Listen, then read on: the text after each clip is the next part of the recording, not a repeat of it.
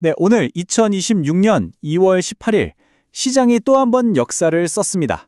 지금부터 저희는 이 상세 분석 보고서를 가지고 오늘 하루 전 세계 시장을 뒤흔들었던 그 움직임 속으로 깊숙이 들어가 보겠습니다. 아니, 다우가 5만 포인트를 정말 코앞에 뒀고요.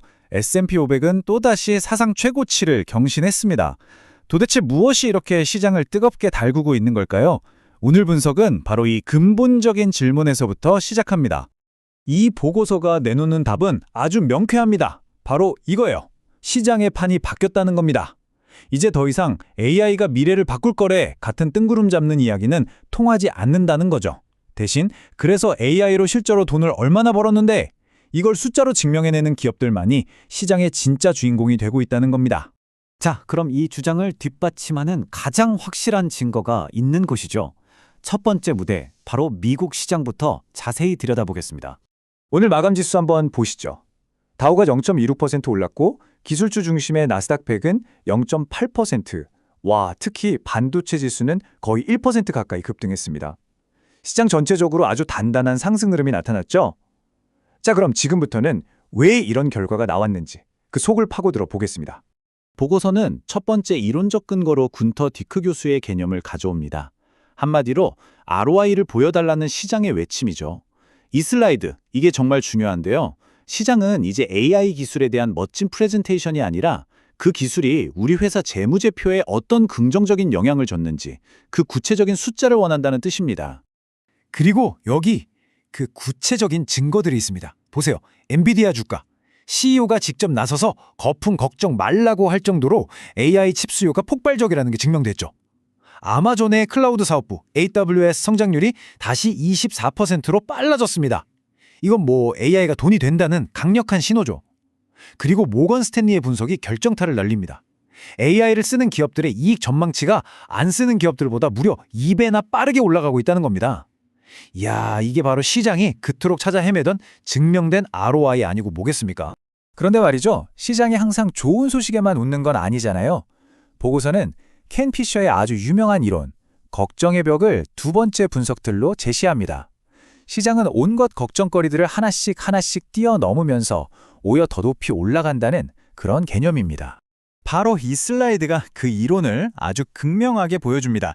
왼쪽에 시장의 공포지수라고 불리는 VIX 지수, 이게 무려 4.3%나 떨어졌습니다.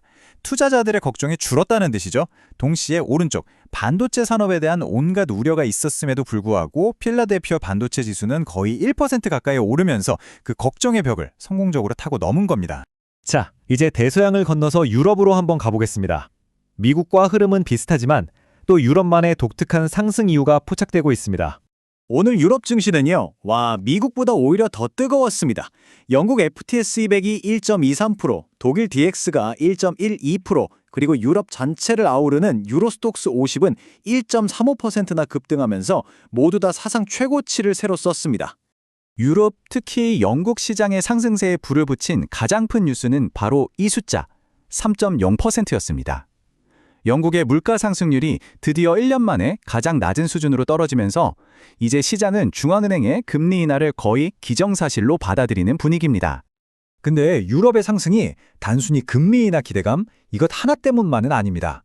보고서를 보면 프랑스에서 예산안이 통과되면서 정치적 불확실성이 해소된 점, 또 BAS 시스템즈 같은 방산 기업의 실적이 어마어마하게 좋았고, 글렌코어는 과감하게 자사주 매입을 발표하면서 주주들의 마음을 사로잡았죠. 여러 좋은 소식들이 동시에 터지면서 시너지를 낸 결과입니다. 자, 여기까지가 오늘 시장에 대한 분석이었습니다. 이제부터는 이 보고서의 정교한 모델이 예측하는 앞으로 한 달간의 시장 전망을 한번 살펴보겠습니다. 보고서의 계량 모델이 내놓은 3월 목표 주가입니다. 미국 반도체 지수는 앞으로 8.3% 더 오를 수 있다고 보고 있고요. 특히 주목할 만한 건 한국 코스닥인데 무려 10.3%의 추가 상승 여력이 있다고 분석했습니다. 각 지역별로 어떤 근거로 이런 예측이 나왔는지 한번 살펴보시죠. 물론 예측은 예측일 뿐이지 라고 생각하실 수도 있죠.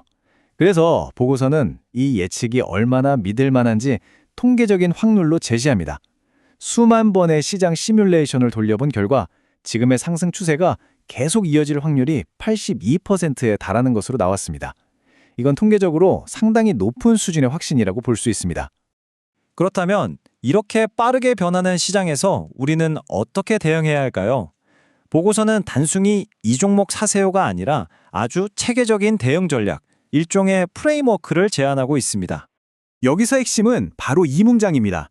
시장의 타이밍을 맞추려고 애쓰지 말고 시장의 체제, 그러니까 시장의 성격 자체가 어떻게 바뀌었는지 파악하고 거기에 맞춰서 대응하라는 거죠.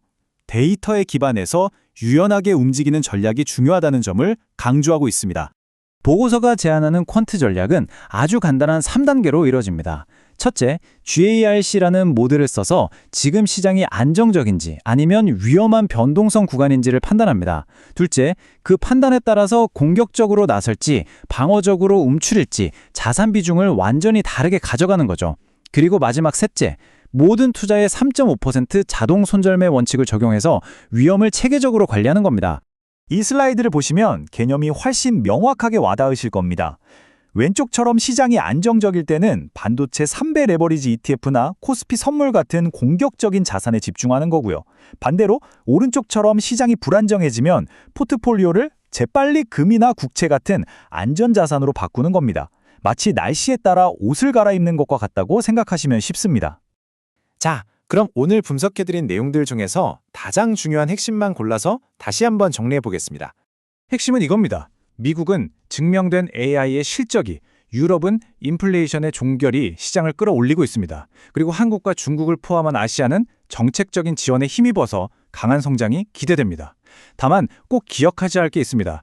3월에 있을 중앙은행 회의나 무역정책 관련 뉴스는 단기적으로 시장을 흔들 수 있는 가장 큰 위험 요인이니까요. 반드시 주목해야 합니다.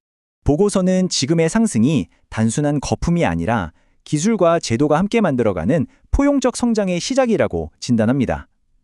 이제 우리 투자자들에게 남은 질문은 아마 이것일 겁니다.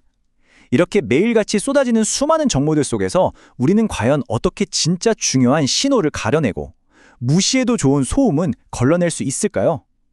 이 질문을 마지막으로 오늘 분석을 마치겠습니다.